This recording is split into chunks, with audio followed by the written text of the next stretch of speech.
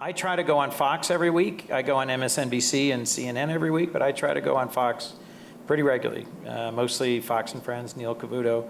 And I try to listen to folks from Delaware who voted for Trump, didn't like Hillary, don't support Democrats, but are ticked off at me and don't like our direction to the extent I can manage that. And I also get a lot of input from folks who want me to just resist, oppose.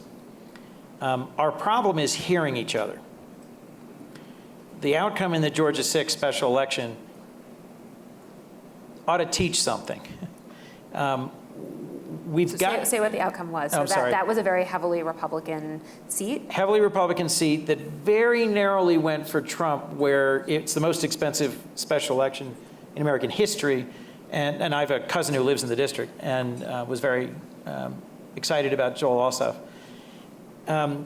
It's pretty tough to unsettle long-setting existing patterns in terms of people's voting if you run a candidate who doesn't reflect the district or live in the district. No matter how inspiring and energetic and young and positive they are, we're not going to repeal the laws of political gravity.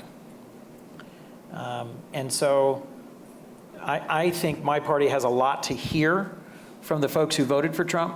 One of the first things a group of us did after the election was go to West Virginia for what was a very unpleasant morning, listening to 7 lifelong Democrats who all voted for Trump. It was unpleasant only because it was, you suck, was basically their message.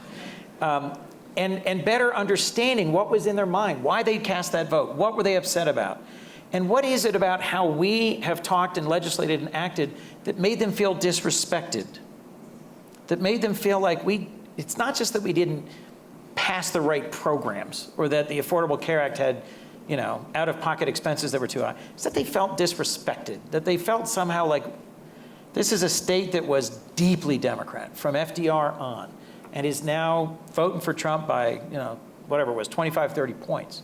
There's one statewide Democrat left, Joe Manchin, and he's up in 2018. And understanding why this state went from being, working white class solid Democrats to being solidly Republican. There's an important lesson embedded in that.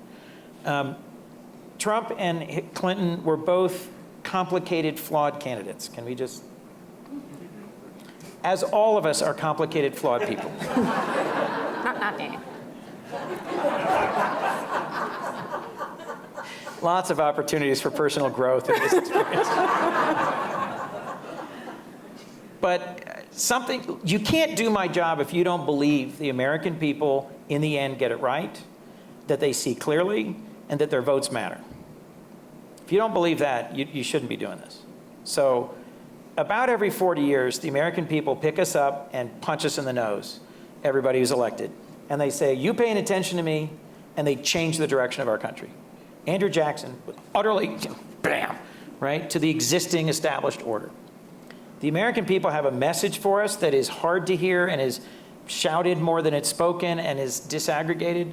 But if the election of President Trump meant anything, it meant, listen to us, you're not solving our problems. We don't feel included and we're not part of this country somehow. And we've got a lot of hard work to address that. There are strains in that election that I utterly reject, that are nativist, that reflect the worst in some aspects of America. But there's strains in the folks who voted for Trump that deserve to be heard and that need to be addressed.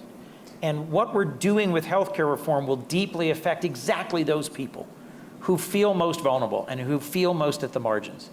And whether it's children or seniors, whether it's working folks, whether it's people who are struggling, whether it's new immigrants or whether it's people who've been here for generations, figuring out how we work together to address something as human and powerful and simple as healthcare will show them whether our democracy is still really a democracy or whether, to his point, it's not on the level and the whole thing is about temporary partisan advantage.